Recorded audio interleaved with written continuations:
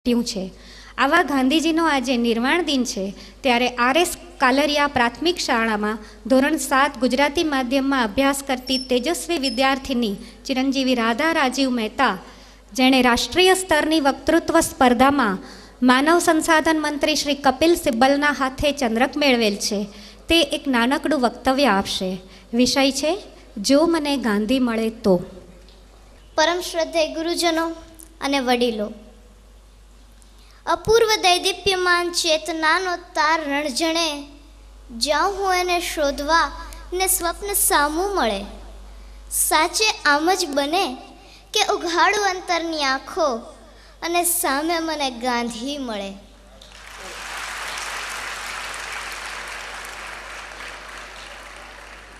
હા, જો મને ગાંધી મળે તો વાત્સલ્ય સભર હાથ શિરે ફેરવીને પૂછે, બેટા હિન્દ કેમ છે? ભીતરમાં કંઈક સળવળાટ થાય અને અંતર અતીતની ગર્તામાં ડૂબી જાય કે સત્ય, સદાચાર અને અહિંસાના પરમ આગ્રહી મોક ગાંધી અહીંયા ક્યાંથી?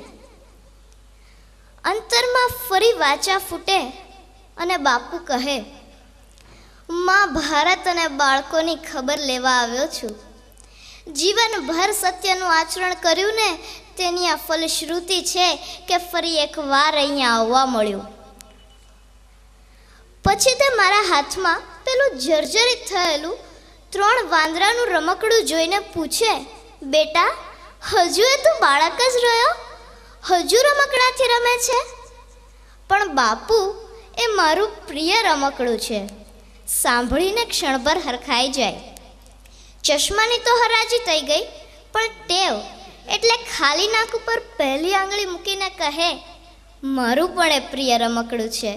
ભલે ને સાંભળતું નથી, જોતું નથી અને બોલતું એ નથી, અને રમકડું વચમાં જ બોલી ઉઠે કે તમે તો ચાલ્યા ગયા બોલીને હે રામ, પણ જેવું પત્યું તમારું જીવન કે ખબર નહીં ક્યાં ગયો તમારો સંદેશ।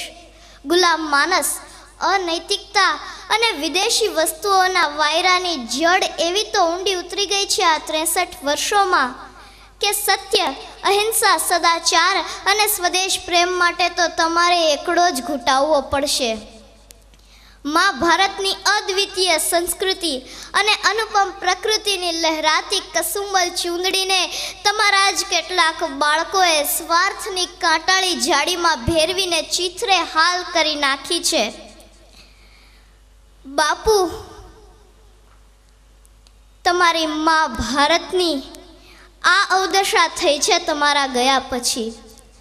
મારા પ્રિય રમકડા અને બાપુ વચ્ચેના આ સંવાદથી મને કદાચ મેઘાણીજી સમજાય અને બાપુ વતી કહેવાની ઈચ્છા થાય કે સત્તા નિયમોની જાલ, ધારા કેરી ચુંગાલ, ભોળા કંગાલ કાજ ફાંસલા પસારે, ધનિકો માલંત મુક્તિ, ગરીબોના લાલ રક્ત, સત્તાના ભક્ત આજ શોષે કર ભારે। બહુદિન સત્વ સયા જીવન નિર્વીર્ય થયા, બંધુત્વે સયા પ્રાણ નવરચના માગે। જાગો જાગો ગુલામ આવી પહોંચ્યા મુકામ, ઇન્સાફી તખ્ત પર કરાલ કાલ જાગે, દેવા ઘાતી ને દંડ ઘોર કાલ જાગે। પણ પછી કહું એમ કે બાપુ, આપની શક્તિ તો છે, જૂનું છે તેને જમીન દોસ્ત કરી નાખો, નવું જમીન પરથી ઊભું કરો। વર્તમાન પરિસ્થિતિમાં પણ આપની વિચારધારા અને કાર્યશૈલી યથાર્થ છે। ફર્ક થોડાક લોકોનો છે, પહેલા એ પારકા હતા, આજે તમારા પોતાના છે।